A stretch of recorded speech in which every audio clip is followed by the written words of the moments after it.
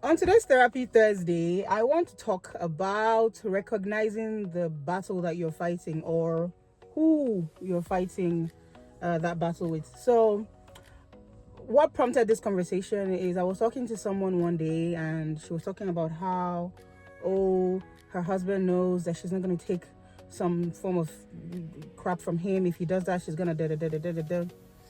And then it got me thinking, when you're dealing with someone, you need to recognize the battle that you're fighting. If you tell your spouse that this thing you're doing, I don't like it, they only change if they actually do care about you, right? If someone doesn't care about you, it doesn't matter how many laws you lay down, it doesn't matter how many sanctions you put up, it really doesn't matter to them because they really don't care. So you can be telling someone what you're doing is hurting and they don't care. Like, they're not going to change.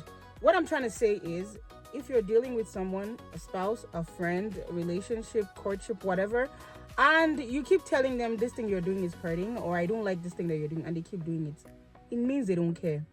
Read the handwriting on the wall. And as they say on social media, if you ignore signs, you will see wonders, right? And the sooner you clock it, the faster for you, right? The sooner you realize that this person doesn't actually care about me. That's why whatever I say, my pain doesn't get to them, my fear doesn't get to them, or they weaponize your fear against you. I mean, that's another conversation. But yeah, so on today's Therapy Thursday, understand what you're dealing with, understand what you're fighting with, and then equip yourself going forward. Be self-aware enough to recognize that this person doesn't actually care about me. Whatever I tell them either gets weaponized or they don't actually even change. So that way, you know for sure what you're dealing with. Thank you guys for listening. I hope you learned something.